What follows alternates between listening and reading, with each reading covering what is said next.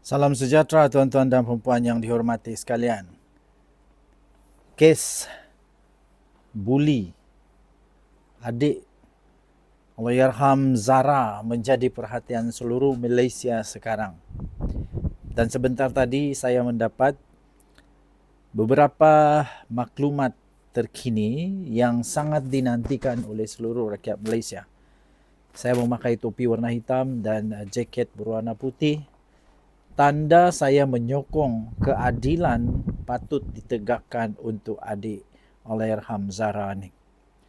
Ini harus dihentikan. Kes buli harus dihentikan. Tak kiralah siapa yang buat, tak kiralah besar mana pangkat, tidak kiralah siapa dia, tapi kes buli harus dihentikan. Sepatutnya kes buli dikategorikan sebagai jenayah kerana ia sangat-sangat teruk. Sebelum saya berkongsi kepada anda, tuan-tuan dan puan, keputusan yang telah diterima oleh saya ingin kongsikan satu produk nama dia Transofactor. Ini yang saya pegang sekarang, ini salah satu daripada produk 4Life Research Malaysia Sdn Bhd. 4Life adalah syarikat imun yang menghasilkan Transofactor yang paling kuat di dunia. Boleh meningkatkan sehingga 437% kekuatan imun badan. Untuk imun badan dapat melawan penyakit dan kita boleh sembuh. Ramai orang tanya, ini ubatkah? Ini bukan ubat. Ini nama dia transfer factor. Transfer factor, saintis panggil dia pun transfer factor.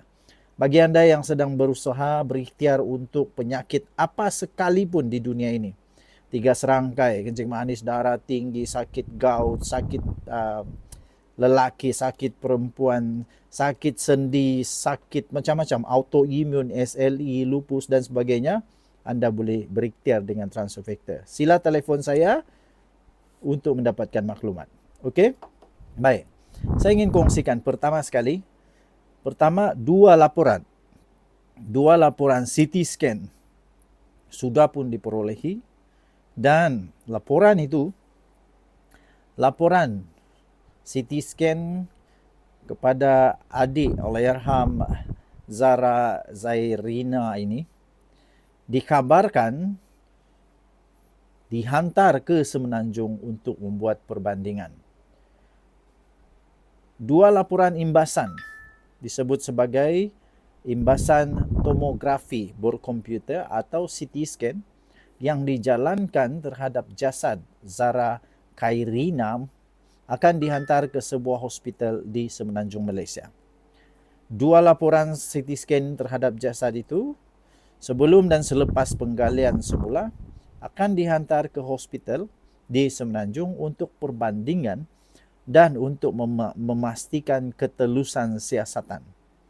Proses bedah siasat sedang dijalankan oleh 2 orang doktor pakar dengan bantuan 2 doktor lagi. Maksudnya supaya siasatan ini adalah siasatan berkecuali. Tidak diganggu oleh mana-mana pihak, sebab itu ada orang luar yang buat siasatan. Ini sangat-sangat bagus. Peguam keluarga juga memaklumkan hasil bedah siasat rasmi akan menentukan sama ada terdapatnya unsur jenayah, manakala tindakan terhadap siasatan terdahulu diserahkan kepada pihak polis. Hamid Ismail, iaitu seorang peguam yang mewakili Noraida Lamat, ibu kepada Zara Khairina, berkata, terdapat 2 proses CT scan dilakukan, iaitu sebelum jenazah dikuburkan dan selepas digali semula pada Sabtu. Semalam, kata beliau, CT scan telah dibuat. Jadi kedua-dua laporan ini akan dihantar untuk dibandingkan bagi memastikan ketelusan, dihantar kepada seorang pakar di Semenanjung. Katanya ketika ditemui oleh pemberita di pekarangan Jabatan Forensik Hospital Queen Elizabeth I HQE 1. Beliau memaklumkan juga proses bedah siasat sedang dijalankan ketika ini dan dilaksanakan oleh 2 orang doktor pakar dengan dibantu oleh 2 lagi doktor yang lain. Ibu Zara berada di dalam bangunan Jabatan Forensik, tetapi beliau tidak masuk ke dalam bilik. Hanya Sahlan Jufri, iaitu rakan pasukan, berada di dalam untuk menyaksikan proses tersebut, katanya.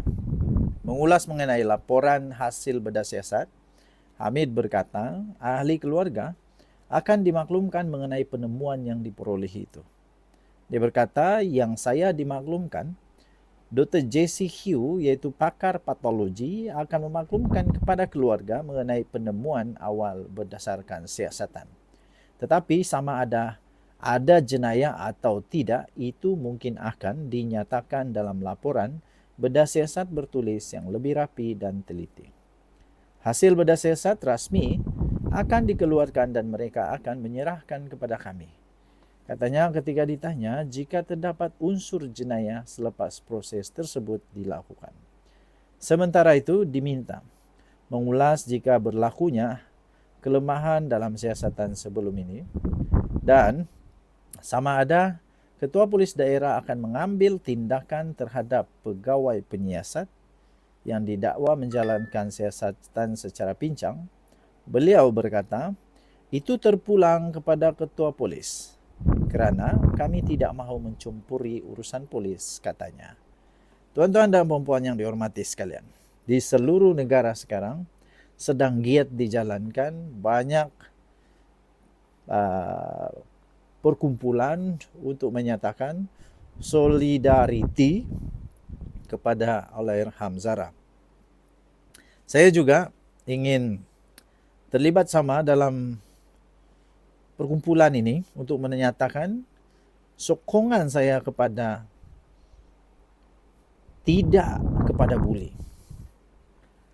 Ini bermaksud saya bukan menyibuk tentang kes ini, tetapi saya mahu supaya kes buli di mana-mana sekalipun perlu dihentikan. Sama ada di tempat kerja, di sekolah, di rumah, di mana sekalipun, kes buli wajib dihentikan. Dan pembuli haruslah dikenakan tindakan seberat-beratnya. Kerana merosak masa depan orang. Bayangkan trauma yang berlaku, bayangkan kemaluan yang berlaku, bayangkan kehidupan yang dihancurkan oleh orang-orang yang rasa dia sangat-sangat kayangan ini.